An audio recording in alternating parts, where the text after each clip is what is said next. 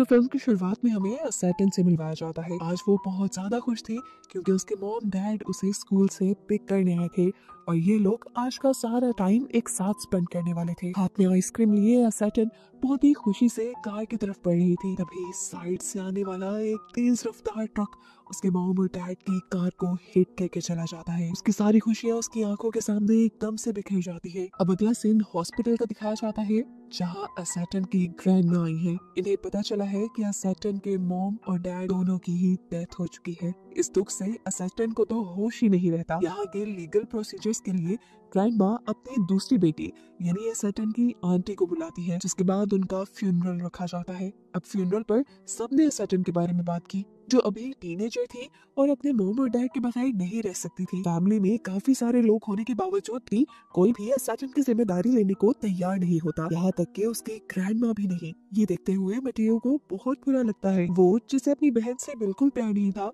वो उसकी बेटी यानी सैटन की जिम्मेदारी लेने का फैसला करती है और सैटन से कहती है, वैसे तो मैंने हमेशा तुम्हारी मॉम से नफरत की है, लेकिन फिर भी अगर तुम चाहो तो मेरे साथ रह सकती हो। ये सुनते ही सैटन की आंखों में आंसू आ गए और उसने मटियो के साथ ही रहने का फैसला किया क्योंकि वो अकेली थी जिसने सैटन के बारे में सोचा था। फ्यूनरल के बाद सैटन अपना थोड़ा बहुत सामान लेकर मटियो के साथ मटियो के घर आ गई। मटियो ने घर खोलते ही सैटन को 5 मिनट तक बाहर इंतजार करवाया और फिर घर के अंदर लेकर गई। मटियो के घर में इतना ज्यादा सामान था कि पाँव रखने की जगह नहीं थी, कुछ भी ऑर्गेनाइज नहीं था यहाँ पर। मटियो सैटन को वॉशरूम, फ्रिज और उसकी रहने की जगह दिखाती है और खुद काम करने में लग जाती है।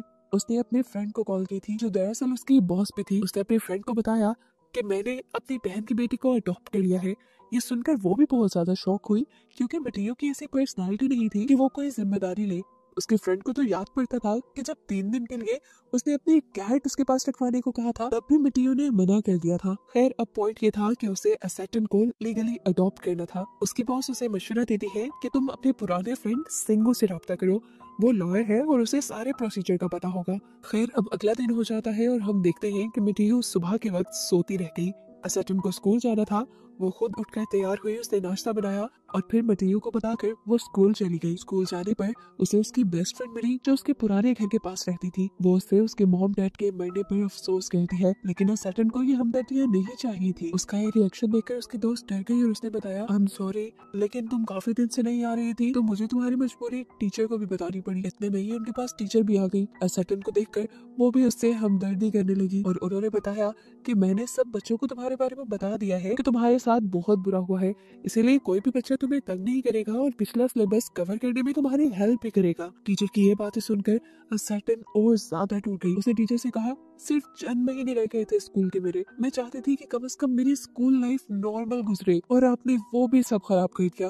ये कहकर वो वहाँ से चली जाती है और रास्ते में जब उसे उसकी दोस्त दिखाई देती है, वो उसको भी कहती है, आई हेट यू। वो इस टाइम बहुत ज्यादा टूटी हुई थी, दुखी थी। वो अपने मॉम डैड के घर चली गई और दरवाजा नॉक करने लगी।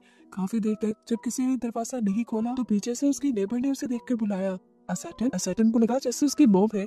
उसने पीछे मुड़कर देखा, ये उसकी नेबर थी और तब सैटन को होश आया और याद आया कि उसकी मॉम तो मर चुकी है।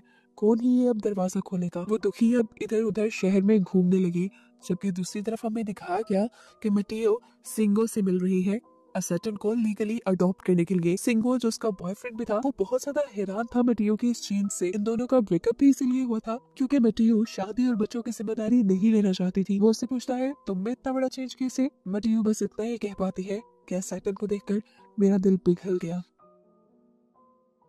यहाँ पर सिंगो मटियो को मशवरा भी देता है कि अभी तक तुमने लीगली सैटन को अडॉप्ट नहीं किया। अगर अभी भी तुम अपने फैसले पे रिग्रेट करो तो तुम बदल सकती हो, लेकिन मटियो ने अपना फैसला कर लिया था, उसे सैटन को लीगली अडॉप्ट करना था। मटियो अब इस मीटिंग को जल्दी जल्दी खत्म करती है और घर आती है क्योंकि उसे लग रहा था कि सैटन के स्कूल से आने का वक्त हो गया होगा।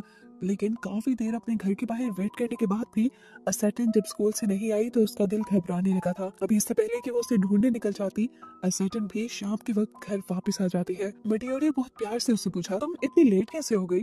सैटर्न नहीं बताना चाहती थी आज उसके साथ जो कुछ भी हुआ। बातों को घुमाते हुए सैटर्न ने उससे कहा, मैं बस आपके घर का रास्ता भूल गई थी। तब मटियो ने कहा, अच्छा ठीक है, अगली मर्तबा कभी इस तरह लेट हो रही हो या मुश्किल में हो तो मुझे कॉल कर लेना। मैं परेशान हो रही थी। रात होने पर सैटर्न अपने सुबह वाले बिहेवियर से काफी ज्यादा दुखी थी, इसीलिए उसने अपनी फ्रेंड को कॉल करके सॉरी भी कह दिया। थोड़े दिन लाइफ यूं ही गुजरती रही और फिर मटियो सैटर्न को उसके पुराने घर लेकर आई। वो चाहती थी कि सैटर्न यहाँ से अपना सारा जरूरी सामान कलेक्ट कर ले ताकि वो परमानेंट मटियो के घर शिफ्ट हो सके। चीजें पैक करते हुए इनकी नजर पिकल पे जाती है। सैटर्न मटियो को बताती है, पहले मुझे पिकल बिल्कुल भी पसंद नहीं थे, लेकिन मेरी मॉम ने जब ये पिकल बनाया तब के बाद से मुझे पिकल पसंद आने लगे। मटियो ने बताया कि उसे भी पिकल्स बिल्कुल पसंद नहीं थे। तब सैटर्न ने कहा, आप प्लीज इसे एक मिनट बाद ट्राई तो करें। सैटर्न के कहने पर जब मटियो ने इसे टेस्ट किया तो वाकई मटियो को भी अब पिकल पसंद आने लगे थे। इसके बाद सैटर्न ने मटियो से पूछा, आप मेरी मॉम से क्यों प्यार नहीं करती थी? वो क्या वजह थी कि आप उनसे नफरत करती थी? हो सकता है मुझे बताने के बाद आपकी नफरत कम होने लगे। सैटर्न की बात के जवाब में मटियो ने कहा, तुम्हारी मॉम से मेरी नफरत कभी कम नहीं हो सकती, और जब उनके जीते जी मेरे दिमाग के ख्यालात नहीं बदले तो अब क्या बदलेंगे? सैटर्न बोली, देखिए हर काम ट्राई करने से होता है। पहले आपको पिकल नहीं पसंद था, आपने ट्राई किया, आपको अच्छा लगने लगा, आपका ख्याल बदल गया, मेरे से शेयर करें, शायद मेरे से शेयर करने पर आपके ख्याल बदल जाए। मटेयू ने उसे समझाने के लिए उसके हाथ पकड़े और बोली, देखो अचार और जिंदगी में बहुत फर्क है। जैसे तुम्हारी फीकी जिंदगी देखने और सुनने के बाद मैं तुम्हारी तरह फील नहीं कर सकती, इसी तरह तुम भी मेरे अंदर की नफरत को नहीं जान सकती। खैर अब ये लोग वापस घर आ जाते हैं।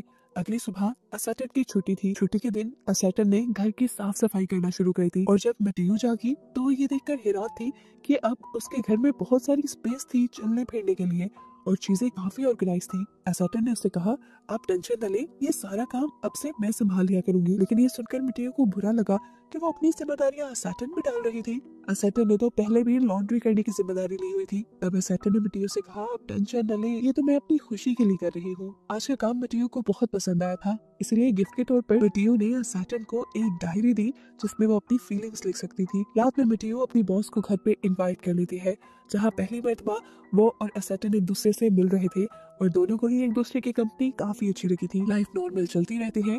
हम देखते हैं कि सैटर्न का अब हाई स्कूल में भी एडमिशन हो गया है। हाई स्कूल में एडमिशन लेने के बाद सैटर्न और भी अकेला फील करने लगी थी क्योंकि उसके पुरानी दोस्तों ने नए दोस्त बना लिए थे। यहाँ पर वो दुखी जब घर आई तो उसने देखा कि उसके घर पे एक लॉयर आया हुआ था जो मटियो से सवाल जवाब कर रहा था। असल में सैटर्न के अकाउंट से 3 लाख रुपए का इस्तेमाल हुआ था, वो भी एक साथ। चाइल्ड ब्यूरो को लग रहा था कि मटियो सैटर्न का हक इस्तेमाल कर रही है, इसलिए वो उसे डांट रहे थे।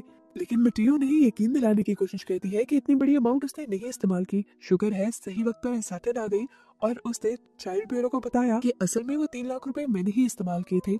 मुझे म्यूजिक का बहुत शौक है और इसके लिए मुझे म्यूजिक बनाने वाला एक खास लैपटॉप चाहिए था, इसीलिए वो पैसे मैंने खर्च कर लिए। आई एम सॉरी मटियो, मैं आपको बताना चाहती थी, लेकिन मुझे लगा कि आप भी मोम की तरह मुझे इतनी महंगी चीज लेने से मना कर देंगी, इसलिए मैंने आपको नहीं बताया।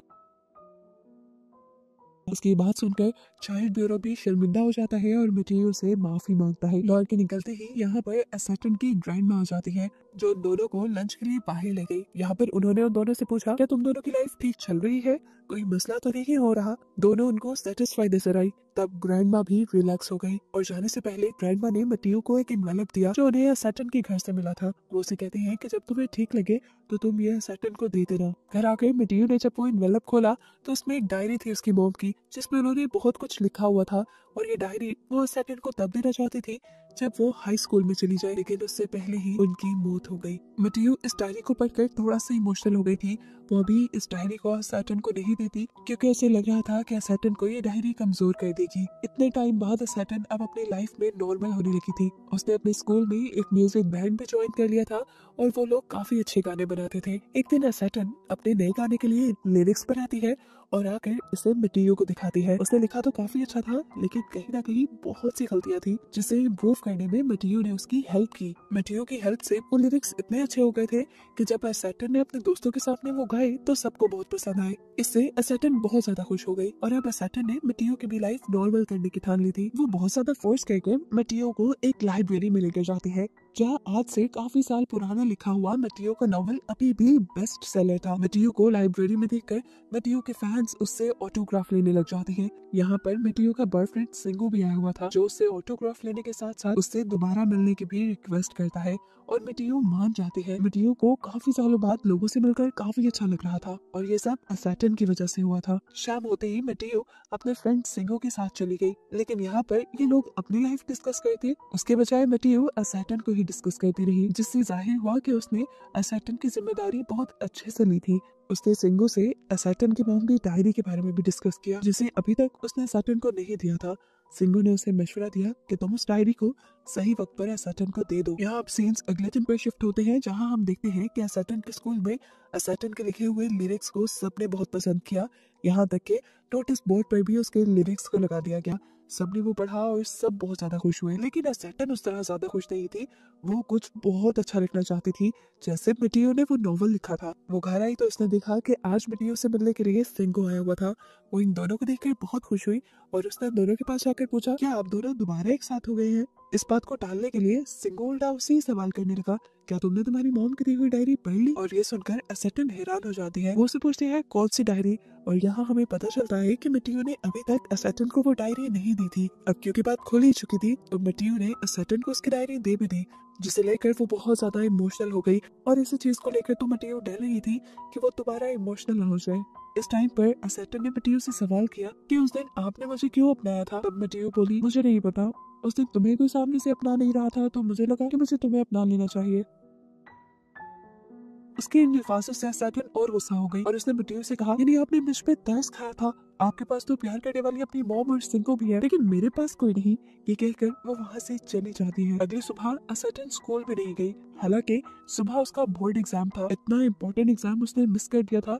इसके गुस्से के लिए टीचर ने मटियो को स्कूल बुला लिया और मटियो को उसकी इर्रिस्पॉन्सिबिलिटी के लिए खूब डांटा। लेकिन मटियो ने तो देखा था कि असैटन स्कूल गई थी, उसने स्कूल बंक कर लिया था। टेंशन में अब मटियो जाती है अपनी मॉम के घर, जहाँ उसे पता चलता है कि असैटन भी उससे कुछ देर पहले ही यहाँ आई थी। मटियो के मॉम ने उसे बताया कि असैटन बहुत ज्यादा उदास और डिप्रेस है, उसे बहुत ज्यादा ध्यान देने की जरूरत है। उसकी बात सुनकर मटियो से सवाल करती है, मॉम फिर बच्चों को पाला कैसे जाता है? ये सवाल मटियो की मॉम अपने ही ऊपर ले लेती है और उससे पूछती है, तुम्हें क्या लगता है, क्या मैंने तुम्हारी परवरिश सही नहीं की? और उनके ये सवाल कहते ही हमें मटियो की पास्ट लाइफ दिखाई जाती है और हमें पता चलता है कि मटियो की मॉम तो एक वर्किंग वुमन थी। मटियो को असल में असैटन की मॉम ने, यानी उसकी बहन ने पाला था। वो हर टाइम मटियो को डांटती रहती थी कि मटियो कोई काम नहीं करती, कुछ अच्छा नहीं करती, लोगों में एडजस्ट नहीं कर पाती। उनकी इन्हीं बातों की वजह से वो कभी असैटन की मॉम के साथ एडजस्ट नहीं हो पाई थी और यही वजह थी कि वो आज इंट्रोवर्ट थी। वो अपनी मॉम को ये भी बताती है कि असैटन की मॉम के मरने पे वो ज्यादा दुखी नहीं थी। दुख में अब वो भी यहाँ से उठकर चली गई। वो एक लेक के किनारे पे आई थी जहाँ वो बचपन से आया करती थी और यही हमें दिखाया गया कि असैटन भी इसी लेक के पास आई थी, क्योंकि इसी लेक पर उसकी मॉम उसे लेकर आती थी। उसने दूर खड़ी एक लेडी को देखा जो बिल्कुल उसकी मॉम जैसे लग रही थी। वो भागकर उस लेडी के पास गई तो देखा कि ये मटियो ही थी। मटियो को देखकर हैरानी से उसे पूछती है, आप यहाँ कैसे? तो मटियो उल्टा उससे सवाल कर देती है कि ये मुझे तुमसे पूछना चाहिए, तुम्हें इस टाइम स्कूल होना चाहिए, तुम यहाँ पर कैसे? असैटन यहाँ उसकी बात को गोल कर देती है और मटियो को बताती है कि उसने अपनी मॉम की वो डायरी नहीं पढ़ी क्योंकि उसे डर लग रहा है उसमें पता नहीं क्या लिखा होगा। वो यहाँ मटियो को बताती है कि मैं अपनी मॉम को अच्छी तरह नहीं जानती, अभी तो मेरी वो एज आई ही नहीं थी कि जब मैं अपनी मॉम को अच्छी तरह जानूं, इसलिए मैं उनकी यादों के जरिए उनको जानने की कोशिश कर रही हूँ। मटियो ने कहा, अच्छा तो तुम क्या जान पाई अपनी मॉम के बारे में? असैटन ने कहा, वो बहुत ऑर्गेनाइज्ड थी, हर चीज अपनी जगह पे रखती थी, उनका घर साफ रहता था, वो खाने भी बहुत अच्छे बनाती थी, वो अपनी वर्क लाइफ को और पर्सनल लाइफ को बैलेंस रखती थी। ये सुनकर मटियो ने कहा, हाँ इन बातों से तो लग रहा है कि तुम्हारी मॉम एक बहुत अच्छी लेडी थी, लेकिन मेरा उनके साथ एक्सपीरियंस कुछ ज्यादा बेहतर नहीं रहा। बचपन में वो मेरी हर चीज को क्रिटिसाइज करती थी, यहाँ तक कि उन्होंने मेरा लिखा हुआ ड्रामा भी मेरे से बगैर पूछे फाड़कर फेंक दिया। हालांकि मेरे मुताबिक मैंने वो बहुत अच्छा लिखा था। मैं पूरी जिंदगी इसी चीज के लिए उनसे नफरत करती रही, लेकिन अब तुम्हारे साथ रहकर मुझे रियलाइज हुआ कि वो मुझसे नफरत नहीं करती थी, मेरी फिक्र करती थी। अगर वो उस दिन मेरा वो ड्रामा ना फाड़ती तो शायद मुझे बेस्ट सेलिंग नॉवल लिखने की करेज ना मिलती। आज जब तुम स्कूल नहीं गई तो मुझे भी बिल्कुल तुम्हारी वैसी ही फिक्र हुई जैसे तुम्हारी मॉम को मेरी हुआ करती थी। मैं जिस चीज को पूरी जिंदगी नफरत समझती रही, असल में वो मेरी केयर थी। ये सारी बातें करने के बाद आज मटियो के दिल से अपनी बहन के लिए सारी नफरत झड़ चुकी थी। इसीलिए अब मटियो और असैटन मिलकर असैटन के मॉम की ग्रेव पर जाते हैं। वहाँ पे फूल रखते हैं और सैटर्न अपने मॉम और डैड को याद करके बहुत रोती है और आज मिट्टियो भी उसे पूरी तरह सहारा देती है। वक्त गुजरता है और दिखाया जाता है कि मिट्टियो की वजह से सैटर्न की लाइफ वापस नॉर्मल हो गई थी। जिस स्कूल बैंड में उसने हिस्सा लिया था उसकी वजह से वो काफी मशहूर भी होने लगी थी और अब तो उसने अपनी मॉम की डायरी भी पढ़ ली थी जिसमें उन्होंने लिखा था कि वो सैटर्न को कामयाब होता देखना चाहती है और उसकी मॉम की ख्वाहिश के मुताबिक सैटर्न वक्त से पहले ही कामयाब हो रही थी। उसकी सिंगिंग वीडियो देखकर मैटियो भी बहुत प्राउड फील करती है और यही सब दिखाते हुए ये कहानी यहाँ खत्म हो जाती है।